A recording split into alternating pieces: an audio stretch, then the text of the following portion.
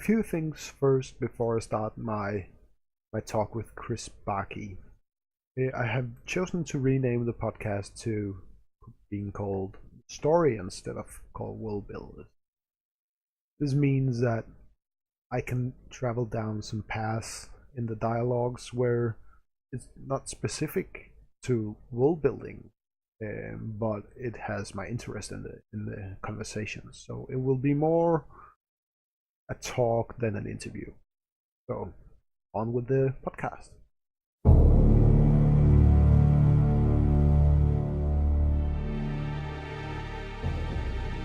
All right.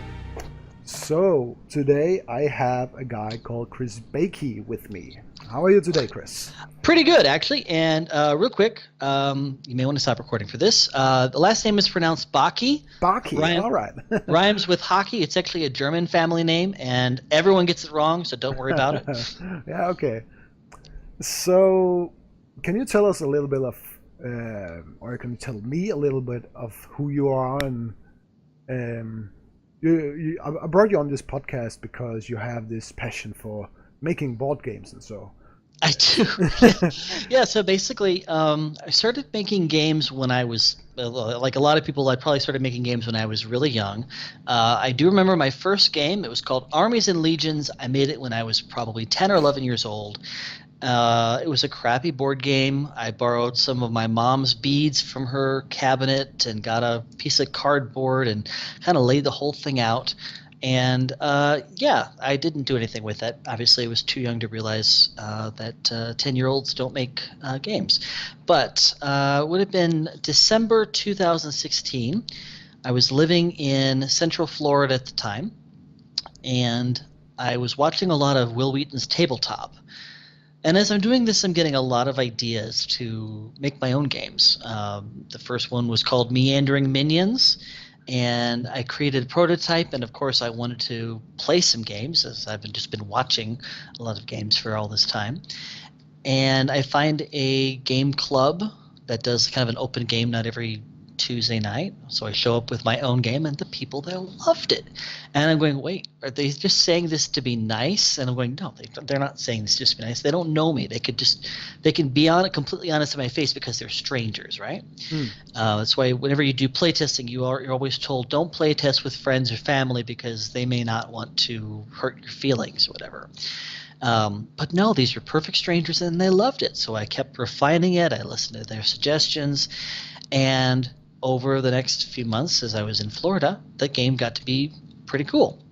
I did later shelve it to go work on some other games, of course, but it kind of started a process by which ideas were encouraged to become reality. And if you're one of those creative folks that are listening and you're always thinking, oh, I've got all these ideas, but what do I do with them? You got to get them out of your head. You have to get them out of your head. You absolutely must get them out of your head. Whether it's a scrawl on a piece of paper, it's a Google Doc, it's a Word file, however your creative process works, get it out of your head, get it into something tangible yesterday, and get it in front of people. And if there's one thing I've learned is that there are people everywhere in this world, and probably in whatever small city you might be listening to this in, that want to play games, that want to try something new.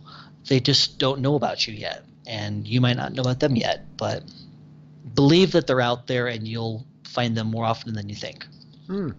I completely agree with that notion of having to get it out of your system, because it can get so blown up in your head that that you're sitting with this magnificent idea in your head, and it's just polished gold you have in your mind, but no one understands it, because when you're starting to explain and go on a path down some weird explanation, and then you can kind of see where the idea is missing stuff. Yeah, and one thing to remember is that the first time you play through a game, it's gonna suck. And if maybe your game is going to be the one out of a billion that literally just comes out of your head, gets put on a paper, and it's just perfect. For the other billion minus one, it's not going to be pretty. That's why your first few play tests, you always do them on your own, by yourself, in the privacy of your house. You can take notes. It's usually the point when you can get to having a complete game without the game breaking or something feeling overpowered or underpowered that you can begin to feel, yes, I can show this to people now. So it's those first few play tests, the first several, maybe 5 or even 10 play tests that need to be all about you playing each player in the game, each person or role or whatever, and understanding how the rules will progress and what questions people will ask. And what I've actually noticed also is that the further your game deviates from other games, the more questions people are going to have. The concept of drawing a card from the top of the deck at the start of the turn, it's a very common thing to do in a game. My game that I'm working on right now is called Crypto Millionaire, and you actually don't draw a card. You don't actually draw cards into your hand until the very end of your turn. So you'll play a card first, and then you'll draw at the end of your turn. This kind of throws people for a loop sometimes because they're not used to that. You know, people fall back on the routines and the patterns they know of when they're playing games. So the further your game deviates from quote-unquote standard games or other games people would know, the more explanations you may have to create. Yeah. So you made, like, I was going on to your website called Intro Games, and you have made a lot of games. On the website right now, I think I have 8 or 9 different games. These are the ones that I have prototypes of that I've actually done some play testing with. At any given time on my Google Docs account, I probably have another 25 or 30 different games, different stages of different ideas. These are games that I haven't necessarily got a full prototype for, or haven't quite fleshed out all the details, so they don't exist yet, at least as games on the website. Also, to be honest, I am a web developer, so making the website's fairly simple for me personally, but I tend to be a little bit behind the website. Like, one of the games I'm working on right now is called Unicorn Zoo. As of when we're taping this, it does not exist on the Intro Games website. That's not a slight against my awesome readers. It's just a matter of I haven't had the time to put the page together. I've been busy playtesting or busy moving or doing one of 1,000 other things. Yeah. Creatives out there, you know how this goes. So you have, like, a lot of games at the table at any given moment. So how, if you get a new idea, how does that come to mind? How do you find this inspiration for a new board game? Okay. Most of the time, inspiration is just a matter of asking questions like, what if ... What if the Vikings of the 11th century came back to live in the 21st century? What if vampires were real? With Unicorn Zoo, it's an auction. It's a party auction game, and sometimes it's just about asking yourself a question, and then, like any good improv starting scene, you start that scene and see where it takes you. So Unicorn Zoo, the premise is that each person is, this billionaire investor, and this company has approached you by saying, hey, we have the technology to make unicorns now. Would you like to bet on some unicorns for your personal unicorn zoo? And of course you said, yeah, I don't have any unicorns yet. So you've approached this auction with the other billionaires that are playing with you, and you're all going to bid on unicorns to make your own unicorn zoo. So the question that really started that was, what if unicorns were real? Well, then billionaires will auction them off. Exactly. and that's just the way I took that question. Someone else might go, okay, well, if unicorns were real, maybe they'd want to control some territory. So then you get into an area control game. Someone else might say if unicorns were real, they would have to be defending themselves against all the poachers and all the people trying to capture them. So then you have some sort of maybe a tower defense game or a humans versus unicorns sort of game. Each person's going to bring your own spin on that. It's the same question, but everyone's going to have their own mechanics, their own types of games that they enjoy playing. I personally enjoy modern art. The classic Reiner Knizia game. And I've found, as I'm explaining this to people, I basically have told people Unicorn Zoo is where modern art meets Ticket to Ride with unicorns. And if they've played some games in their life and they've heard of both of the games, they'll go, oh, okay. And yeah, that's a different story on how to get people to understand your game by comparing it to other games. Some people like to do that, some people don't. I personally try to whenever I can because it gives them sort of a sense of what to expect. So I was just thinking that before we went on to record live, we were talking about where you are at the moment in this country called, what was it, Slovenia? Slovenia, yes. Yeah. I'm currently calling you from Ljubljana. It's the capital city of Slovenia in southeastern Europe, I guess you might say. Yeah. I just arrived here a couple of days ago after spending about 2 months in Budapest. And it is Budapest, not Budapest. Locals won't really give you a hard time about it, but they will know they'll know you're a tourist just by how you pronounce it. So don't be like that if you could help it, okay? No. Go ahead. Sorry? I was just going to say, yeah. So my wife and I are digital nomads. We work, we travel. We have made this our lifestyle. Travel is not just something we do as a vacation or as an exception to life. Traveling is our life. So for quite a while, I was a travel blogger at the website oneweirdglobe.com, and I kept that for. I kept a travel blog for about 10 years, and then actually sold that website earlier this year, so I don't actually keep that website anymore. So basically I'm not doing the travel blog as much now in order to focus on gaming and just enjoying traveling and some other projects.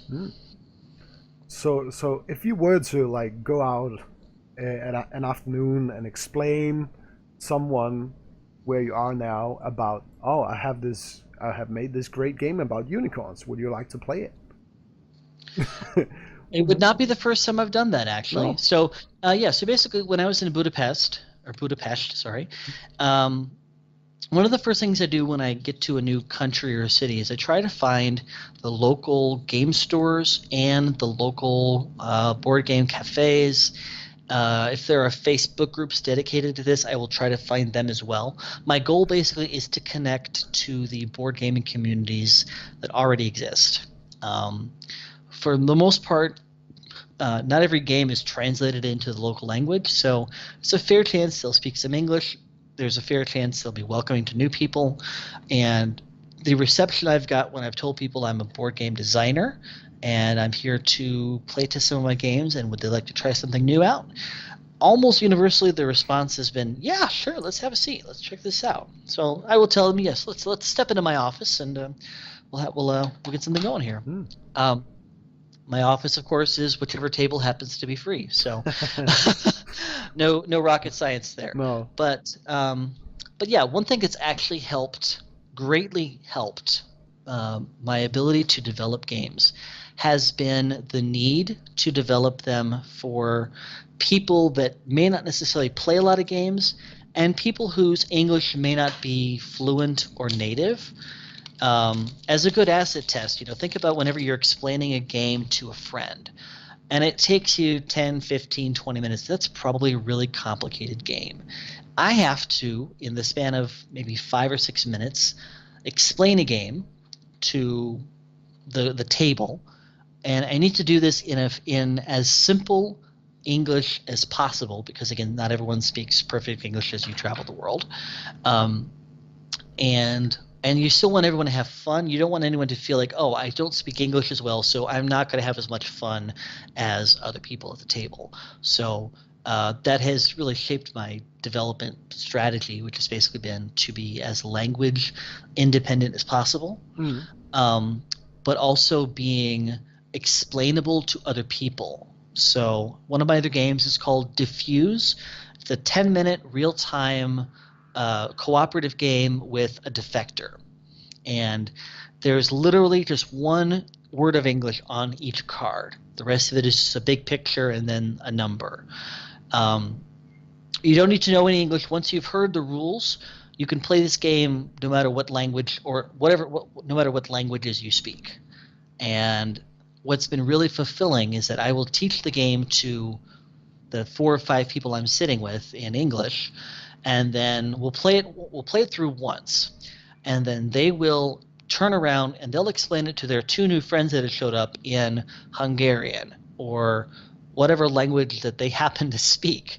And I tell them, that's awesome that you're able to do that, not just from listening to me, but actually playing it once, and now you're explaining how to play it to someone else. I think that's absolutely awesome. So just by playing your game for, let's say, one round, they already have become, like, say, an expert in the game so much that they can explain it to other people.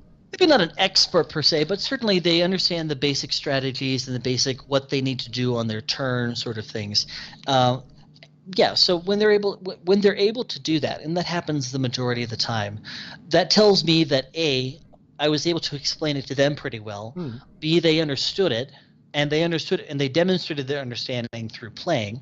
And C, they were able to turn around and then teach that to someone else. You might have heard that you actually remember 90% of what you teach. 10% of what you read or 20% of what you listen to, but 90% of what you teach. So when they're able to turn around and teach it to someone else, that tells me they've got this. And then from there, if they want to play some more times, we can certainly do that. If they'd rather try some other games, then I have plenty of those as well. So the thing that you're traveling a lot, right? I mean, that must mean that you have experienced some games that are local in a sense. I have a few. Some games are often made by local publishers, and they tend not to focus their efforts outside of their home country. Other games tend not to translate well, or they tend not to be maybe they're not games that people outside the country would enjoy. One game that I've seen a few places is called Activity. I'm not exactly sure the exact nature of the game. It's kind of like Cranium in that you've got a bunch of different ways you're trying to complete a task or answer a trivia question or whatever like that.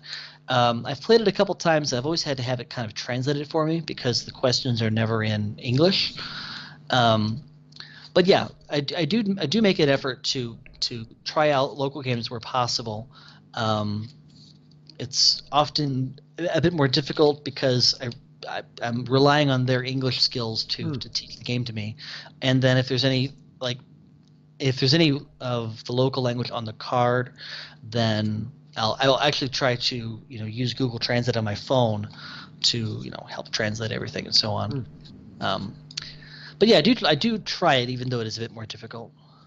Is there any mechanics that is more or let me rephrase, is there any mechanics that are, you can say, country specific that are more dominant in one country than another country? I can't say I've really seen anything quite like that. I definitely have seen.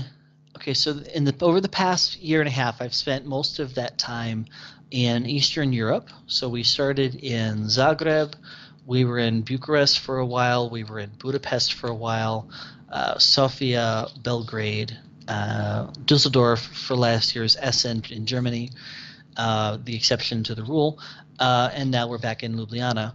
If there's one thing I've noticed at most of the board game cafes and such, it's that people tend to pick simple games that at least one person already knows. So instead of reading through the rule book, which may or may not be in the local language, they'll rely on someone's ability to teach the game. And then from there, everyone can play and have fun. So um, a lot of the games do come up over and over again. Dixit comes up frequently. Codenames comes up quite a bit. Mysterium has been a surprise favorite. If there's one thing, well, Dixit and Mysterium obviously being very visual games, there's very little text. There's almost no text in the games at all, and once you know the rules, you can use people's abilities to give the right pictures and such to play the game. So you can really play those sort of games in any language. Codenames actually has a Hungarian version, so it'll be the exact same picture. I don't remember how they translate the word Codenames into Hungarian, but if you've seen the Codenames box before and you see the Codenames version in Hungarian, you'll go, oh, that's Codenames, and wait, that's not English. So yeah. So it's just a localization of the game. Oh, wow. In many cases, yeah. Well, if there's one thing I've learned in the world of designing, obviously you want to have a game that can be localized, and you might do that in a few different ways. In the design phase, you might say, okay, well, you might have a conscious mindset to avoid complicated text instructions. You might try to iconify stuff. So instead of saying the words "take 2 cards," you might have an icon that's you might have an icon that shows people drawing cards and then the number 2. I'm sure we've all seen cards that have like hearts or lives or swords or whatever on them, and that's part of the iconification. Because once you recognize the sword as being like a fight point or a heart as being a life point, then that sort of understanding can be done no matter what language you speak, even if you don't know the word heart or life or whatever. Well, I also think that most of the interesting games is going on in bars and where people get off from work and then they just need to grab a beer. Oh, what do we have to play? Oh, we have a couple of dice. Or we have a set of cards. Mm-hmm. In Denmark, we have this game called Maya. Okay. Where you have 2 dice, and you sit around the table with your friends, and you always have these dice so only you can see them. Okay. And then you have to lie on. You have to lie about what you rolled.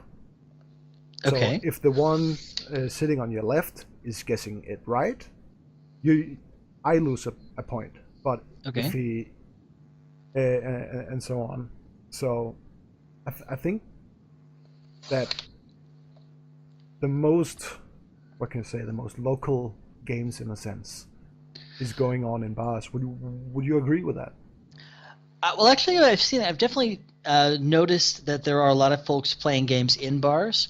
For the most part, I will focus my attention on the local board game cafes and such. There tend to be quite a few of them in the big cities. They're kind of the next big happening thing for a lot of people. Part of that is because if they're going to a board game cafe, they're going there to play games. That's their specific mindset and desire. If they're going to a bar, their motivation might just be to drink or to watch whichever sports game might be on the TV at that time. Obviously, right now, as we're recording this, the World Cup is in full swing. So their motivation for going to a bar will be different for each person. Obviously some folks will go and they'll say, "Hey, let's play a game," and some of the people will go, "Yeah, sure." That ends up being kind of hit or miss, especially if you're trying to if your goal for going is to either play games with people that want to play games or to play test games with people that are willing to try something out. So my personal strategy has been to find the local board game cafes, and to an extent find the people. If there's ever like a play testing group, I definitely try to find those if they exist as well for obvious reasons. So we have talked a little bit about board games and such. So where is the one-time great board game for you that's not your own? Okay. Right now, one of my current all-time favorites is Champions of Midgard. I haven't Classic played that. worker placement. Came out maybe 4 or 5 years ago. It's one of those games that every time I've played, I feel like I've tried different strategies, and they've all been successful in different ways. It's also the sort of game that it seems simple, but there's a lot of depth to it. You're really like any worker placement game. You're just moving your meeple to a given space and then doing what that space allows you to do.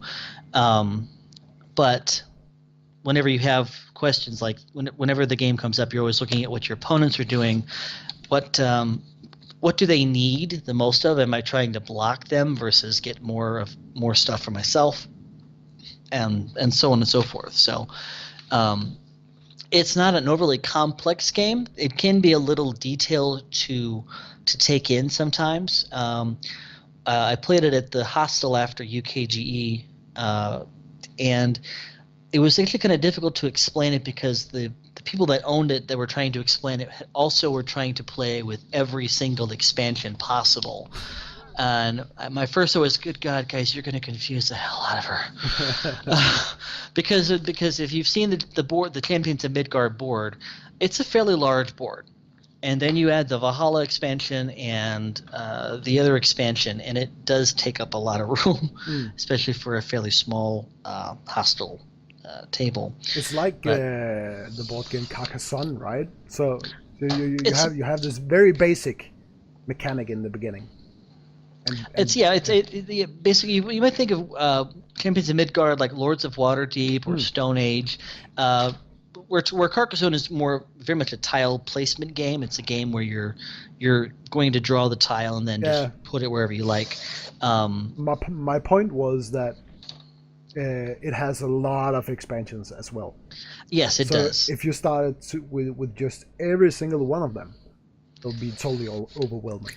You definitely could be, yeah. And that's one thing to be conscious of. If you're going to be teaching a game to someone that's playing for the very first time, teach the base game first. If there was an easy game or a tutorial sort of version that came with the game, teach that first and foremost. Don't throw your friend into the deep end and expect them to remember the umpteen different variations that expansion number 14 throws in or whatever.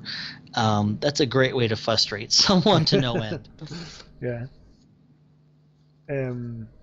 So earlier in the interview or in our talk, you just touched very quick base with a new game you're making called Crypto Millionaire. Crypto Millionaire, yeah. So the story behind this game is that just like in the real world of cryptocurrencies, you are an investor trying to make your millions in this new kind of form of investment or whatever. On your turn, you're going to play a card from your hand. Each card will have an action and a chance to move the market. And what that means is that you're basically going to be directly manipulating the price of each of the 4 coins in the game. So you'll take an action, and one action might say roll some dice or add a coin to your portfolio, which just means you get a free coin to add to your collection, and you'll move the market. So the price of Bitcoin might go up, or the price of Litecoin might go down, and after that you will turn the card 90 degrees, and the coin in the corner is the one that you add to your portfolio in your tableau, basically. From there, you can sell a coin if you want. And one of the neat things about this game is that each coin is worth the current value times how many of that coin are currently in the game. So if I'm selling my Bitcoin and the current value is 5, and I've got my Bitcoin, and then there are 3 other Bitcoins owned by other players, I would score 5 times 4 for a total of 20. So the more of them there are on the table, the more of them the people own, the more each one becomes worth. So the question always is, do I sell now hoping that it won't be worth more later? Do I hold on to it thinking it'll be worth more later? Do I take my points now and where they'll be safe and whatever, or do I hold on to them hoping they'll be worth more later on in the game? So there's always this question of, do I play more conservatively, more risky? And what I tell people to do basically is just be greedy. Be greedy. Every chance you get, be greedy. The perfect time to sell may never come again. And just as a hint, sometimes it comes back, sometimes it doesn't. So it's always funny to see how people try to time the market or move the market to their advantage, but by the time it comes back to their turn, where they thought they had moved the market to their advantage, and like, okay, great, so I'm just going to wait one more turn to sell all my coins. And then, of course, during that time, the markets have shifted again, of course. So whatever action they did, maybe it's not as great as it used to be. So clearly you have a lot of, what can I say, experience in explaining your board game. It does come with time. It definitely comes with experience, yes. And if there's a lesson in this for your listeners, take the opportunity to explain your game in a way that your listeners will appreciate. Your listeners may or may not want to know about this extensive backstory you've created. They may or may not want to know about the 13 expansions you have in mind. Just tell me 3 things. How do I win? What do I do in my turn?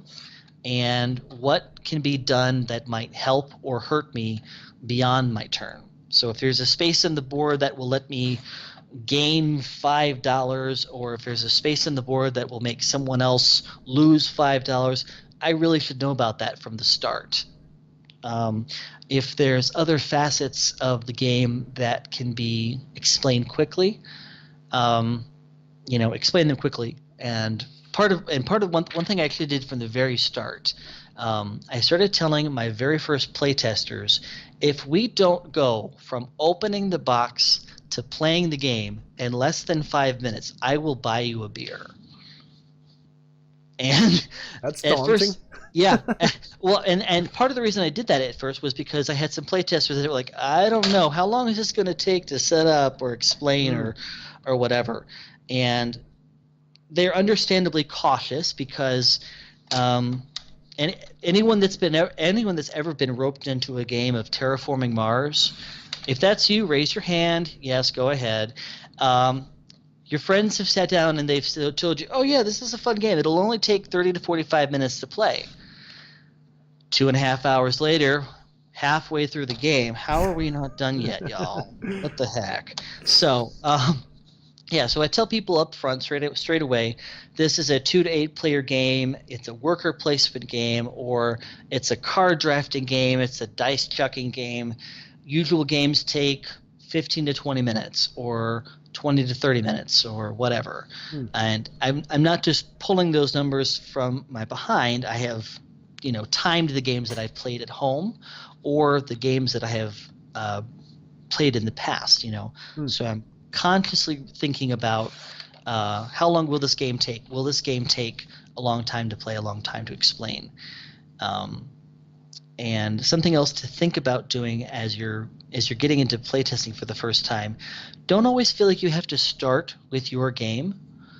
Some people, and I've noticed this from playtesting in several countries now, some people aren't necessarily interested in playing your game until they know you're kind of a gamer. And so if someone's about to play, let's just say Ticket to Ride for the sake of argument, I'll ask if I can join. And I'm more than happy to sit down and let's play Ticket to Ride. And maybe they're good at the game, maybe they're not. They're there to have fun, right? And this is one part of my personality that will just come out. I love playing games. So if I can help people play a game better, or if I can help them understand what might be happening, or strategy-wise, why I'm doing what I'm doing, I might even try to explain that at the cost of my chances of winning. And so we'll finish that game. Whatever we just finished playing, I'll be like, okay, would any of you like to try one of my games now? At this point, they say, yes, sure, that's great. And I'll ask him, okay, would you rather auction off unicorns, or would you rather be like crypto millionaires? And I'll give them that specific choice. Or I'll be like, would you rather bid on unicorns or defuse bombs? And the themes are what draw people to a game a lot of times. It's not a mechanic. It's not that sort of thing. So if there's a clear preference, I'd be like, all right, cool. I'll break out the bomb defusal game because that's what the crowd voted on. So really playtesting is about you and your game, but it's also about what your players are hoping to experience or get out of it. And if they're having a good time, if they're able to follow your instructions and play your game, follow the rules and whatever, they're able to give the sort of feedback that really helps you in your game. Speaking of Crypto Millionaire, we have been talking a little bit about this talk on Messenger, and you said it was going to be released on Kickstarter, right? It is going to be it is definitely going to be on Kickstarter. I'm hoping in 2 or 3 months. Basically, I'm at the stage where the play testing has not revealed anything new that needs to be fixed or developed. Obviously, anyone that's out there knows you can always keep refining and always keep developing, but at some point, you got to ship it. So I've reached the stage where I'm really happy with the game. It's really balanced. It's a lot of fun. There's just the right balance of take that versus offense versus defense. And the last several times that I've played, it's not really been about it. Strategy definitely plays a key role, but sometimes it's just a matter of a lucky move that puts one person over the top by just a few points. Games have been close. People have often wanted to play again, and I think it's really close to being done. I'm working with an artist right now, and he is hard at work as we record this. I've seen a lot of his early drafts, and I'm really excited to see what he brings to the table for the last result. The Crypto Millionaire game was actually the finalist in Board Game Design Lab's first annual game contest. So I'm working on getting the prototype to Florida as we speak, actually, hoping to get that completely ready to go. And I think they should be playtesting it at the Dice Tower Con. So if you're listening to this and wondering and hoping to see this in person, and it's not in the Dice Tower Con, hasn't yet happened, see if you can check that out. You might be able to see it there. It sounds very cool. So I'm biased, but yes, I agree. Well, of course you are. I have to check out the Kickstarter when it's coming that far. Once I'm part of all the board game communities that have to do with design and publishing and whatever. So that will be one of the places I try to mention them, because I've already gotten a fair bit of interest from those communities as well.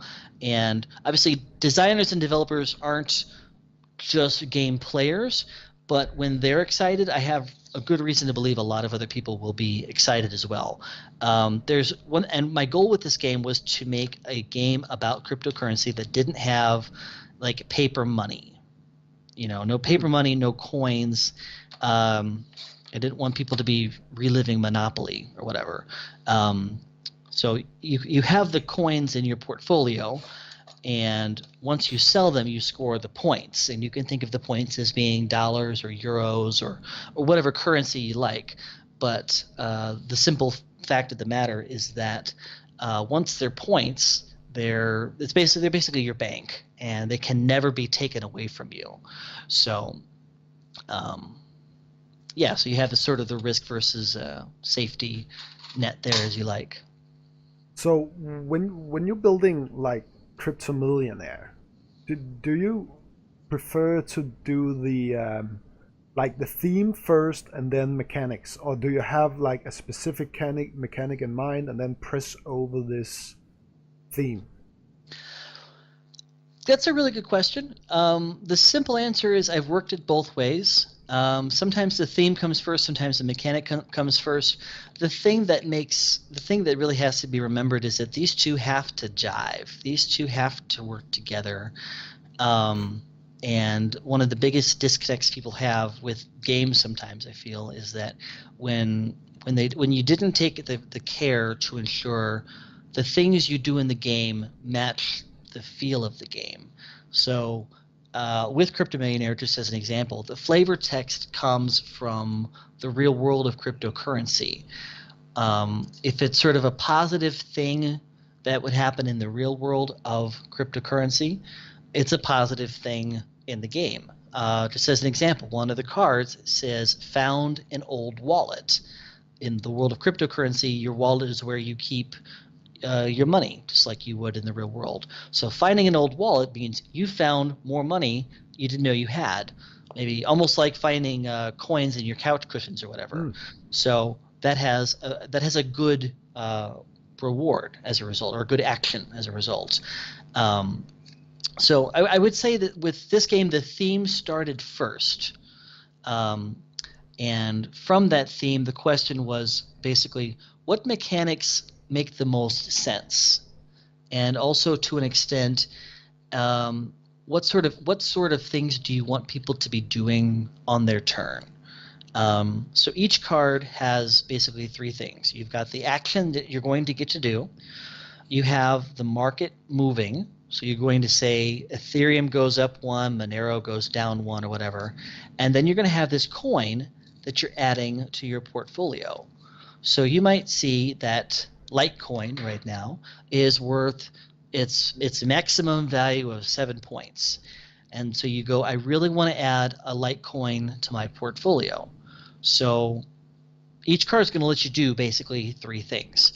So the question is always, which of these things is the most important to me right now? Is it most critical that I move the market in a way that's most advantageous for me? Or is it more critical that I take this great action that'll let me add more coins to my portfolio or hurt the person that's leading or whatever? Or is it more critical that I just add this sort of correct coin to my portfolio? So you might find that one card has all three of those things. All three elements will help you in some way, but you might find a card really does one of those things for you really well. So you might say, I really want to add a Litecoin to my collection. This may not be the best action that I can do, but I get the Litecoin and I can sell the Litecoin for a lot of points, and so the action won't really matter as much. So this got me to think about two things. So let's start with the first. Do you have like, you play a lot of games, so do you find one specific mechanic that is that you like better than others, or is it more, can you say, game dependent? It's a bit more game dependent to a certain extent. At the same time, I definitely have mechanics I like. I prefer. Someone tells me a game is an auction game, and I'm definitely down to try it out. Someone tells me it's a worker placement, absolutely. I'm trying to think. Social deduction games or social deception games, those are a lot of fun as well. I don't really think there's a lot of mechanics that I don't like, except maybe like a really strong sort of take that mechanic. Something Yes, sometimes you can just get real evil with those games, and that can be fun sometimes. But it's not. It would not be my first choice of games to play. What will be your first choice then? Probably like a worker placement or a social deduction game. Obviously, I have my own sort of social deduction games. I have not developed a worker placement myself yet. Yet being the key word. If we talk in a year or so, I'll be like, oh yeah, I made that a long time ago. My luck. Yeah, no. Yeah, social deduction is a lot of fun because it's not about the cards, it's not about the boards, it's about your ability to read the other players or try to figure out why they're doing what they're doing, why they're saying what they're saying, why they're sitting the way they're sitting, your ability to lie or your ability to get out of a lie, things like that. I think one cool mechanic is that you have to switch seats, for example. Okay. Because it makes you uncomfortable in a sense. So you have to be more alert what's going on. And it's very simple. Just stand up and sit on the chair next to you. I'm trying to think what's the most recent game you've played that has used that? Switching seats. Yeah. That's a very good question. Okay. I know I've seen one. We have. Was that Oh, sorry. I've definitely seen a game that would require people to stand up and switch seats. The name was in Hungarian. I think it translated to something like "stay back" or "get out" or "stop" or something like that. It was like a dark black box with a pair of like green eyes on the front. And I feel horrible that I can't remember the name now, but yeah, it was they were playing it and they tried explaining it to me, and I played for a little while, but it was pretty clear that I could not quite keep up with the game, and while having to translate everything. So, the second question. Sure. I was thinking about. Do you have like a favorite theme that you like tend to drive towards when you're picking up a new game at the store? You think, oh, I really need like a zombie game again. Well, I guess I should preface this by saying I don't actually buy that many games. Being a nomad means my life needs to fit into 2 suitcases and a computer bag.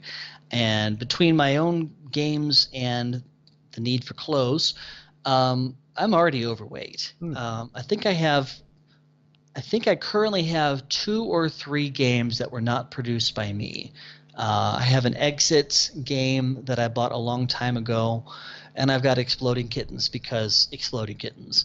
Love it or hate it, it's a hilarious party game that's easy to break out. But yeah, so I tend not to buy a lot of games. I tend to go to the board game cafes or whatnot to see what they have on the shelf. And obviously, if I go to someone's house and they've got a huge shelf, I'll be happy to kind of look at, oh, I haven't seen that game in a while, or wow, I haven't seen that ever. I've only heard stories about that game, or what have you. So yeah, there aren't really a lot of themes that jump out to me as being something I have to have.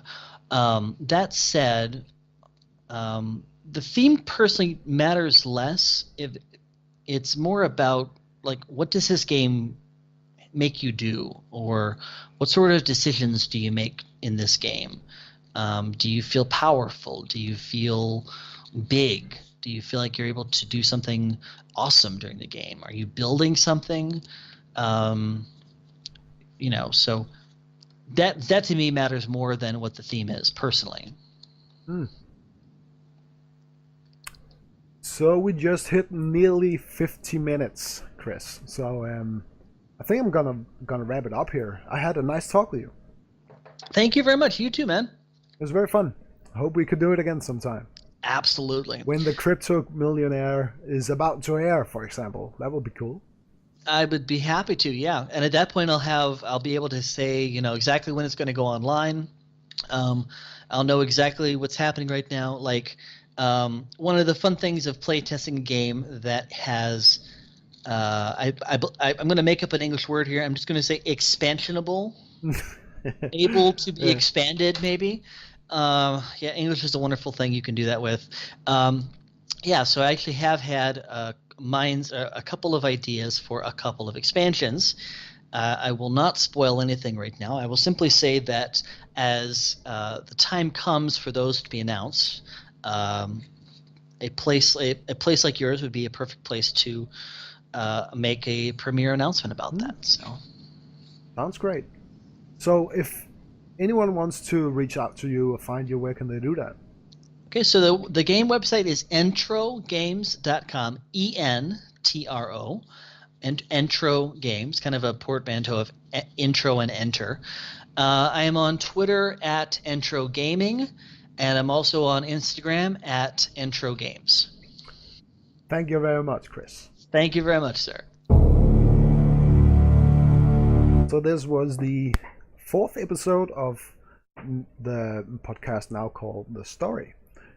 I hope you enjoyed, and if you would like to support this podcast, please do so by going to my Patreon account. It's patreon.com/BARBES. I hope to see you there.